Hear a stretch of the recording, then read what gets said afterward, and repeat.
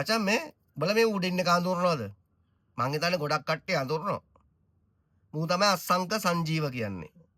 අසංක සංජීව මූ මචං කැනඩා යවනවා කියලා මිනිස්සුන්ගෙන් බර ගණන් සල්ලි අරන් තිනවා. ලක්ෂ 50, ලක්ෂ 60, ලක්ෂේ ඊට පස්සේ ලක්ෂ 15, 20 එහෙම අරගෙන බර ගාණක් නැති කරලා ගියපු එකෙක් තමයි මූ මේ කැනඩා යවනවා කියලා. හරිද?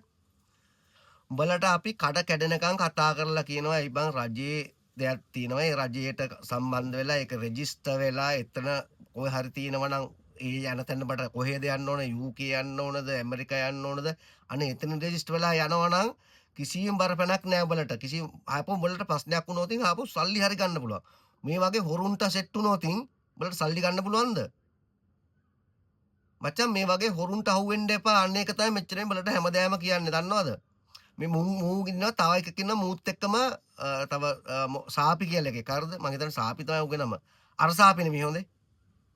අර ડોක්ටර් සාපි නෙමෙයි මූ වෙන සාපි කෙනෙක් මූ සාපි නෙමෙයි සාපයක් ලංකාවට ලංකාවේ මිනිස්සුන්ගේ මුන් දෙන්න තමයි එකතු වෙලා තමයි හොරගම් කරන්නේ තව දෙන්නෙක් තුන් දෙනෙක් ඉන්නවා ඒ වටක් කියන්නම් විස්තර හරිද මචං මෙන්න මේ මූ වගේ හොරුන්ට අහු වෙන්න එපා දන්නවද උඹලගේ සල්ලි වතු විකුණනවා ඊට කඩන් විකුණනවා ගෙවල් දොරවල් විකුණනවා රත්තරන් චේන් බලක අතේ තියෙන ඔක්කොම ටික විකුණලා තමයි බල රට යන්න try කරන්නේ ඊට පස්සේ ඒ රත්තරන් බඩු විකුණපු සල්ලි වතු විකුණපු සල්ලි මුන්ට දුන්නට පස්සේ ඉතින් යකෝ තොපින්න කොහම සල්ලි ගන්න ආපහු දන්නවද මු කොහෙද ඉන්නේ කියලා දන්නවද නෑ හොයන්නවත් බෑ ඒ වගේ ඒ නිසා තමයි බලන්න මේ තේරුම් කරලා දෙන්නේ මේ වගේ මේ අසංග සංජීවල වගේ සාපිල වගේ උන්ට අහුවෙන්න එපා මු කැනඩා යවනවා කියලා මිනිස්සුන් බර ගණන් සල්ලි හොරගම් කරලා දැන් බර ගණන් කතා කරනවා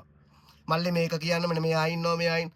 අපි කියන්නේ උන්ට සාපිටයි මූටයි නෙමෙයි අපි කියන්නේ සල්ලි දීපු උන්ට බල පොඩ්ඩක් පරිස්සම් වෙලා මිනිස්සුන්ට සල්ලි දෙන්නේ සොයපන් මු රෙජිස්ටර් කරලාද නැද්ද මු කී දෙනෙක් රට යවලා තියෙනවද ඒව හොයලා බලලා සල්ලි දීපල්ලා බං මේ වගේ හොර පකයන්ට අහුවෙන්න එපා දන්නවද මුන් කියන්නේ මචං ගෑණි විකුණලා සල්ලි කීයක් හරි හම්බ කරගන්න මිනිස්සු පේනවනේ අහිංසක අසරණ මිනිස්සුන්ගේ දාඩිය මාංශයෙන් හම්බ කරපු සල්ලි කීයක් හරි මේ මොන හරි දෙයක් කරනවා තමයි හොඳ රටකට ගිහිලා ජීවත් වෙන්න බලන්නේ මේ වගේ පකයලා නිසා තමයි මේ කිසිම දෙයක් කරගන්න බැරි ලංකාවේ හොරපතයි යකෝ මේ සාපිලා කියන උන් මුස්ලිම් ඉන්න මිනිස්සු ඉන්නවා නම් ගහලා එලවපල්ලා බං ඇයි යකෝ මේ වගේ හොරකම් කරන්න එහෙම දෙන්න බෑ මචං ඉඩ ඒක තමයි අපි හැමදාම කතා කරලා කියන්නේ මුලට රජයෙන් මේ අස්සම් කරගෙන රජයේ නීති අනුකූලව ඵලයල්ලා මේ වගේ හොරුන්ට අහු වෙන්න එපා. ඔය සාපිලා මේ අසංකලා වගේ උන්ට අහු වෙන්න එපා. ඔය සංජීවලා උගේ ගෑණි අහු වෙන්න එපා මචං. ආයෙ කියන්නේ මුගු මචං බලට තේරුම් ගනින් මොනේ මු වගේ උන්ට අහු වෙන්න එපා මචං. මුගේ ඩීටේල්ස් ඔක්කොම තියෙනවා. හරිද? දීලා තියන්නේ. ඉස්සරහට බලමු හම්බෙලා.